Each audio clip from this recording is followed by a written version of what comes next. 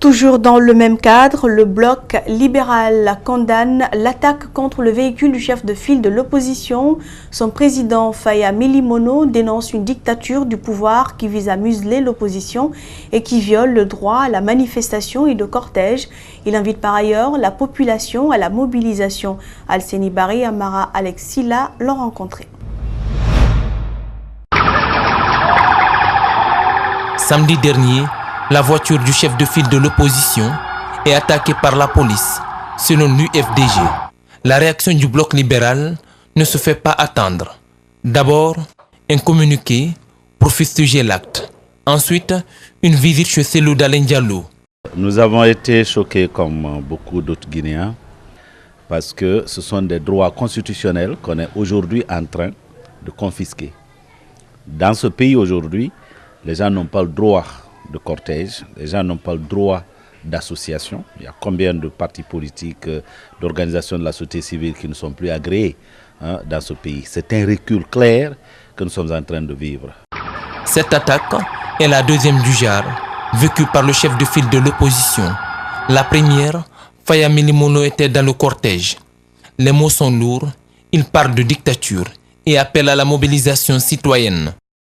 On ne peut pas tirer un projectile contre une voiture dont on sait que M. X et M. Y sont dans cette voiture et dire c'est pas lui qu'on a visé. Mais écoutez, qu'on sorte de la démagogie, nous disons au peuple de Guinée, qu'est-ce qu'on fait avec une dictature? On la chasse. Le leader du bloc libéral est ferme et catégorique. Pas de troisième mandat. Les députés ne doivent pas siéger. Aux forces de l'ordre, il demande plus de professionnalisme.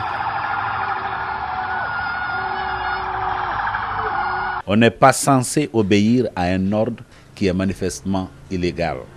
Parce que tout ce qu'on est en train d'accumuler, comme bavure policière, comme bavure de la gendarmerie, ça ne restera pas impuni. Parce que personne ne pourra se réfugier demain derrière un argument pour dire on avait reçu l'ordre. La première attaque du véhicule du président de l'UFDG et du BL, une enquête a été ouverte. Les enseignants contractuels à nouveau dans la rue ce matin pour réclamer un recrutement à la fonction publique sont passés par un concours. Pour concrétiser cette idée, ils ont voulu tenir ce lundi un sitting devant la mairie de Matoto qui a été empêchée par les services de sécurité à coups de gaz lacrymogène. Mohamed Valek Touré et Abdoulaye Kamara. Un sitting dispersé à coups de gaz lacrymogènes par des forces de sécurité. Les enseignants contractuels ont organisé cette rencontre pour se faire entendre à nouveau. Ils sont empêchés par les services déployés.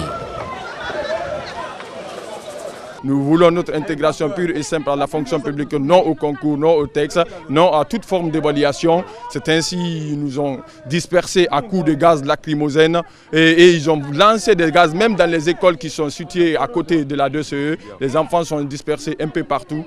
C'est la violence, rien d'autre que de la violence. Mais cela ne va pas nous faire reculer. Nous allons continuer jusqu'à la satisfaction de nos revendications. Les manifestants réclament un recrutement à la fonction publique sans organisation préalable de concours, sous prétexte d'avoir remplacé les titulaires lors de la dernière grève. Nous voulons notre intégration à la fonction publique parce que le professeur avait bien dit, instruit le ministre de nous engager. Maintenant, comme le ministre veut jouer au malin, nous aussi on a revendiqué le matin là pour ça.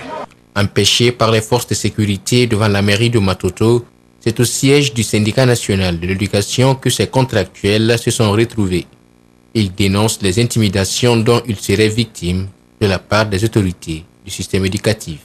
On n'avait pas de cailloux, nous de couteaux, on avait juste le papier qu'on avait en main. Notre slogan, notre intégration à la fonction publique. De multiples rencontres auraient été organisées pour une sortie de crise en vain. D'autres affirment que le président lui-même a donné des instructions au ministre de l'Éducation pour leur régularisation. Jusqu'ici, les enseignants n'ont aucune idée de la suite des événements. Conakry est plongé dans le noir depuis le début de la période d'étiage. Que faut-il faire pour améliorer la desserte en courant électrique? Sur la question, le ministre de l'Énergie a convié les transporteurs et distributeurs d'électricité afin de trouver des solutions. Malik Sangiana Kamara, Aboubakar Din Kamara, reportage. Les coupures intempestives du courant électrique à Conakry, en plus de l'obscurité, affectent l'activité quotidienne des citoyens. On avait commencé à oublier un peu là, quoi. Assez vous avez vu. Maintenant, certainement, à ce moment-là, on n'avait pas le courant. Nous-mêmes, les ouvriers, là, ça nous fatigue. Les causes de ce manque d'électricité sont diverses selon l'administrateur DDG, qui étale ses problèmes au ministre de l'Énergie dans le but de trouver des solutions. Nous avons un niveau de barrage qui devient de plus en plus bas. On doit gérer donc notre réservoir d'eau disponible et nous devons aussi gérer le couple hydroélectrique entre Garafiri et Caleta qui fait que la production maximum que nous pouvons disposer en cette période d'étiage où les apports sont quasi nuls est de maximum, par exemple à Caleta on atteint un maximum 75 MW pendant la phase de pointe. Voilà, donc ceci a été aussi, nous avons aussi un incident ponctuel, il y a aussi l'arrêt d'une centrale G2, une centrale de 36 MW. Le besoin est urgent quant à la desserte du courant. Des engagements ont été pris par le ministère de l'Énergie pour faire face aux soucis techniques évoqués par les fournisseurs privés d'électricité. Les installations qui ne sont pas aujourd'hui en marche comme chez les opérateurs privés, essayer de les sensibiliser, les convoquer et parler avec eux. Mais ce qui est clair, c'est que la desserte, l'amélioration de la desserte en fonction de la qualité des équipements qui étaient en panne va se faire sentir. L'exploitation des centrales thermiques à cette période d'étiage, selon les techniciens, est une nécessité. En attendant la saison des grandes pluies pour faire fonctionner pleinement le barrage Caleta. De nouveaux étudiants sur le marché de l'emploi, c'est à l'université Gamal Abdel Nasser de Conakry. 5 promotions sortantes ont reçu leur diplôme ce dimanche 16 février. La première dame de la République a été choisie pour porter le nom de ces promotions qui s'appelle désormais Adjadjene Kaba Kondé. Ces étudiants ont choisi Lamine Girassi comme parrain. Antoine Kourma, Djibril Kaba Kamara. Ce sont des étudiants des options biochimie, chimie, biologie, mathématiques et physique qui ont reçu leur diplôme en présence de leurs proches et des invités. Ils sont conscients des difficultés qui les attendent sur le marché de l'emploi. Étudier plusieurs années et obtenir un diplôme de licence n'est pas une entreprise personnelle, ni un projet individuel. C'est un travail d'équipe dans lequel tout l'entourage de l'étudiant est impliqué et sollicité. L'inspecteur général du travail, invité à cette cérémonie, félicite les heureux récipiendaires, mais ne manque pas de leur rappeler les dures réalités du marché de l'emploi. C'est un grand parcours qui est déjà accompli. Les efforts que vous avez fournis pendant les 3 années ont été couronnés de succès. Aujourd'hui, vous allez recevoir un diplôme. Mais comme quelqu'un l'a déjà dit, le plus dur commence.